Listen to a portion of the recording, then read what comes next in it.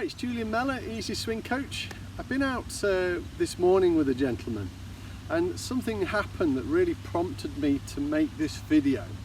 And he said to me, why are my practice swings so much better than my actual golf shots? And I've been thinking about this for quite a while now, and I've made quite a few notes on my phone of some of the things that I feel are affecting practice swings to real swings. So what I thought I would do today is just read out some of these observations that I've made, and certainly years and years of coaching golf, some of my experience. So I've made quite a few notes on my phone, so I thought I'd read these out rather than try to remember them, because there's quite a few on here, and I think some of these will resonate with you guys, and then what you've got to decide is, what do you need to do different? After all, the definition of insanity is doing the same thing and expecting a different outcome. Okay, so here goes. Here's some of my thoughts. So we put the golf ball in the way and it affects our stability. Quite often we see golf swings that are unbalanced.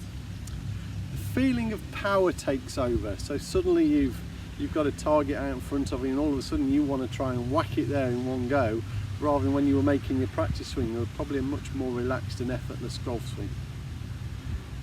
It moves your centre of mass. So if we remember, the centre of mass is around about your belly button.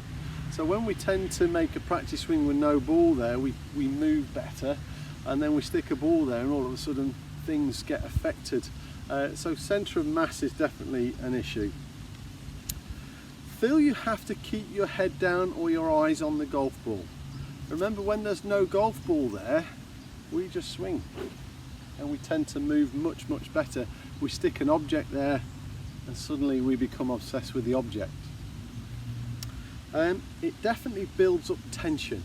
So when you have a practice swing, you're generally probably not going to hit the floor, and all of a sudden there's no tension, there's no resistance, and you swing through the golf ball lovely. We stick an object ball there and it will definitely build up the tension.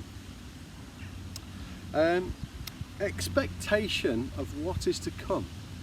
So we've had a practice swing and we don't expect anything to happen because there's no consequence to a bad practice swing.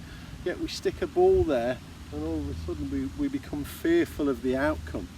And really letting go of that fear and trusting your golf swing would be a must, in my opinion. Obsession. So obsession with golf swings, obsession with positions, obsession with the ball, obsession with the end target. That obsession, again, when you're having a practice swing, that obsession is not there. It's much more free flowing. Trying to control the golf swing. So we stick a golf ball in the way and suddenly we try to control it, and yet no golf ball there and there's no control and the swings are so much better. Becomes something to hit. And I think that would be correct with a lot of people. So suddenly you have to try and hit something, say a pine cone or something, and we have that obsession to hit it. Again, no ball there, nothing there, and we swing much better. Your mind saying, I have to control the ball. That's so true, isn't it? Got to control what this golf ball is going to do, and that leads to poor golf swings generally. So I would definitely be trying to let go of control, and a saying that we often use, to gain control you have to let go of it. Poor self-control. I think this is really important. So poor self-control could be mentally, it could be suddenly force. You know you need to make a relaxed golf swing or a smooth golf swing, we stick the ball there and all of a sudden we become obsessed with our target and we start to lose that self-control, which I think we all need. You know, just rein it back a little bit. You don't have to be 100%, so 70% is definitely good enough. A loss of mind and body control, I think that's true also. So you know, suddenly you stood over the golf ball and you don't know what to do, and there's a disconnect. So let's see if you could do something about that one. Physical issues can suddenly turn up.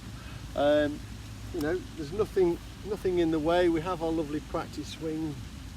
There's nothing to stop our natural golf swing. Then we stick the ball there and suddenly we're making weird golf swings, ones that don't represent your practice swing, and they will definitely have an effect on your golf shots. And we're also, a lot of people who come on my courses say to me, Julian, I want to become more consistent. Well, does consistent actually happen in golf? And the reason I ask this question is, when was the last time you hit exactly the same shot twice? Generally, we're not going to be consistent in golf because we can't really replicate that golf swing exactly the same every time. And there's a really good reason for that one, and that's because the human body is hypermobile. We've got so many joints and facets in our body, restrictions and no restrictions. We stick the ball in the way. So all of a sudden, the hypermobility of your body will not allow for consistency. So we can definitely be too mobile. So don't even strive to hit the same shot every time, because you probably won't achieve it. But if we can manage the inconsistencies and learn to move well and consistently, that will definitely make a difference. And I've just got one more, and this might make you laugh. Is there a secret side to the brain? That side that suddenly you know what you want to do, and then this part of your brain just suddenly takes over, and you've hit the shot before you know it, it's all gone wrong, and you don't know really where the thoughts have come from, because when you're having a practice swing, there were no thoughts there. So I think some of these things may resonate with you, but what do we need to do different? Well, definitely rehearse good movements all the time. You know, the 6 principles of what we coach are so important. Secondly, let's get that body relaxed again. So grip tension. Where I see a massive amount of tension in golfers is in those shoulders. People thinking they have to finish nice and high here and loading the shoulders up with tension, and all that's really doing is pulling the club away from the ground, and it's going to cause us issues. So let's make a practice swing above the top of the ball. There's no thinking about the outcome of that shot, I'm just swinging the golf club. Wouldn't it be nice to just let that golf ball get in the way of the swing? Actually, you can. Of course it takes practice. I've been doing this for quite a while now, but it's a lovely feeling when you can suddenly stand up to a golf ball and you're not obsessed about the outcome of it. You're not trying to force it like crazy. And we're just swinging with freedom. It's a lovely place to be. And I would definitely give your practice swing more, I would be thinking about it more. What are you actually doing when you're doing it well? And generally, there's much more freedom in a practice swing.